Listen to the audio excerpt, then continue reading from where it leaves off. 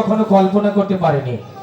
আমার দোস্ত আমাকে বলেছিল, দোস্ত তুমি যদি আমার এখানে যাও, জীবনে অনেক জায়গায় গান করেছ, কিন্তু আমার ওইখানকার দর্শক মানুষ যা দিবে মনে থাকবে তোমার। সত্যি কথা বলতে কি জানেন, এমন কোনো জেলা নেই আমি গান করিনি। 64-র মধ্যে 50টা প্রায় শেষ, এই নিয়ে 51টা শেষ হইল, তাই না? আজ পর্যন্ত কোথাও দেখিনি যে তার নম্র ভদ্র দর্শক আমার জীবনে আমি দেখি নেই। অন্তত একটু হলেও মানুষ ডিস্টার্ব করে, ছেলেপেলেরা উঠতি বসে ছেলেপেলেরা সাজ করে ডিস্টার্ব করে, বিভিন্ন প্রবলেম মারামারি এই সেই। আমি স্যালুট জানাই আপনাদের এই ফরিদপুরকে, আমি স্যালুট জানাই। সারা রাত্রি একটা টু শব্দ নেই। আর যে মানুষটাই আপনাদের জন্য এত বড় একটা রিস্ক নিয়েছে, গান কিন্তু সব জায়গায় হওয়ার কথা না বর্তমানে দেশের যে প্রেক্ষাপট, তো উনি এমন একটা রিস্ক নিয়েছে, তাও 5 দিনের। অনেক টাকা ব্যবধান, এখানে অনেক টাকার খেলা। তো আমি সেই সাথে কালাম ভাইকে ধন্যবাদ জানিয়ে ছোট করতে চাই না। কালাম ভাই কিন্তু আপনাদের একটা ভবিষ্যৎ আশা, উনি আপনাদের পাশে দাঁড়িয়েছে বা আপনাদের গান শোনাচ্ছে। কেন জানেন? মানুষের একটা স্বপ্ন থাকে, ভালোবাসা থাকে, মানুষের একটা আশা থাকে, মানুষের আশার কোনো শেষ নেই, তাই না? উনি কিন্তু সামনে কোনো একদিন আপনাদের সাথে নেতৃত্ব দিতে নির্বাচনে আসবে। কি কালাম ভাই, আমি কি কথাটা ঠিক বলেছি নাকি একটু বলেন, আপনার মুখ দিয়ে বলেন। আমার হৃদয়ের অন্তঃস্থল থেকে এবং শাহ লতিফুর রহমান কল্যাণ, শাহ লতিফুর রহমান স্বর্ণ উৎসবের পক্ষ থেকে আমি আমার দোস্ত সেই জন্টু ভাইকে ধন্যবাদ জানাই। আল্লাহ কার ভাগ্যে কখন কি রাখছে এটা বলা যায় না, সবই মানুষের ইচ্ছা, আল্লাহর ইচ্ছা। সেই ক্ষমতা দেওয়ার মালিক হলো আল্লাহ এবং এই দেশের জনগণ। যদি ভালো কাজ কোনোদিন করে থাকি, অবশ্যই মানুষ আমার পাশে থাকবে, সেই শুভকামনায় আমি সেই শুভকামনায় আমি করি এবং সকলকে ধন্যবাদ জানাই। আজকে আমার বন্ধু যে প্রশংসা করেছে আপনাদের, যে 50টি জেলার সে অভিনয় করেছে, আজকে দিয়ে সে 51টি জেলায় অভিনয় করলো। সে 51টি জেলার মধ্যে এই প্রথম এই ফরিদপুরের এই শাহ লতিফুর রহমান স্মরণ উৎসবের পক্ষ থেকে নলিয়াপাড়ায় আপনাদের মাঝে গান করতে পেরেছে। এত সুনামের সাথে আপনারা তো ধৈর্য সহকারে শুনেছেন, তার এই প্রশংসা অত্যন্ত আমাদের জন্য গর্বের। আগামীকালও আমরা তেমনই আশা করি আপনাদের মাঝে যে শিল্পীদলও সুন্দর অভিনয় করবেন, আপনারাও সুন্দরভাবে বসে দেখবেন। আমার দোস্ত একটা কথা বলেছে, এই 5 দিনের অনুষ্ঠান করতে আমাদের প্রায় 6 লক্ষ টাকা খরচ। এই কমিটির পক্ষ থেকে 25,000 টাকা কালেকশন করেছে, আর আজকে উঠেছে 11,000 টাকা, আর প্রায় 4 লক্ষ টাকা আমরা বহন করেছি। তো আসলে যার নামে আজকের এই অনুষ্ঠান, তিনি গড়পাড়া দরবার শরীফের অত্যন্ত একজন গুণীজন ছিলেন, যে কারণে আল্লাহ কিভাবে যে অনুষ্ঠানটা আপনাদের মাঝে উপহার দিতে পেরেছি, তা আপনারা দোয়া করবেন আগামীতে যেন এর চেয়ে সুন্দর সুন্দর অনুষ্ঠান আমরা আপনাদের মাঝে দিতে পারি। ধন্যবাদ সকলকে। আপনি তো দিয়ে গেলেন সবাইকে, আমি কিছু দিয়ে যাব না? কি আমার কিছু দেওয়ার নাই? ভাই আমি কি দিতে পারি জানেন? যেখানে যাই উপস্থিত বুঝে 2-1টি কথা বলতে পারি। আমি এখানে আমার দোস্তের জন্য একটি ভালোবাসা দিয়ে যাবো আপনাদের কাছে, বা আপনাদের কাছে দোয়া চাইব। ও কালাম ভাই, আল্লাহর কাছে তোমার জন্য দোয়া চাই।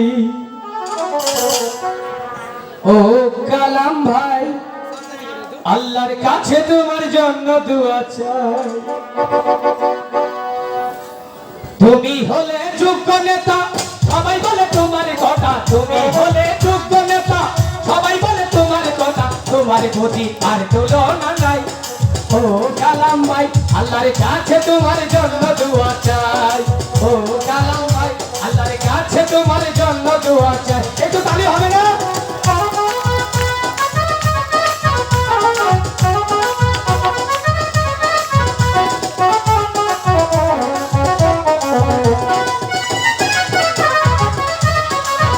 তালি হবে, তালি তালি।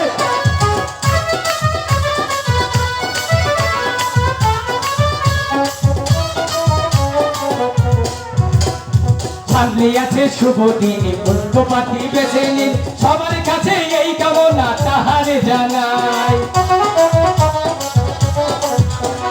সামনে আছে শুভ দিনে যোগ্য মানুষ দেখে নিন, সবার কাছে এই কামনা তাহারে জানাই।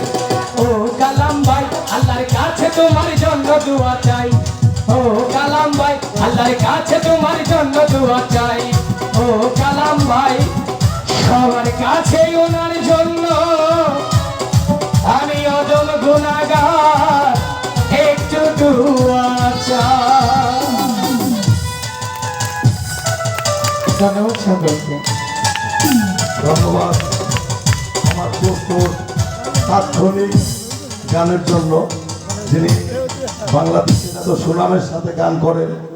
আজকে শাহ লতিফুর রহমান স্বর্ণোৎসবের পক্ষ থেকে তাকে 500 টাকা আমি নিজ হস্ত থেকে উপহার দিলাম। ধন্যবাদ সকল। আসলে আমি আপনাদের একজন খেদমতদার, একজন গোলাম।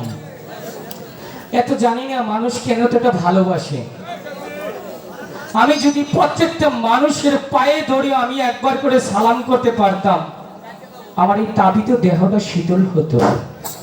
আমি একজন গরিবের সন্তান, আমার পুঁজি মাত্র আমার এই কণ্ঠটা আর আমার এই চাপাটা, আর কিছু নেই। আমাকে মানুষ অনেক যন্ত্রণা দিয়েছে ভাই, কি বলবো, দুঃখের কথা বলতে গেলে অনেক কষ্ট লাগে। আমি আজ থেকে 5 বছর আগে একজন বাজারের কুলি ছিলাম, কুলি। আমি কখনো ভাবতে পারি নাই যে আপনারা আমাকে এতটা ভালোবাসা দিবেন।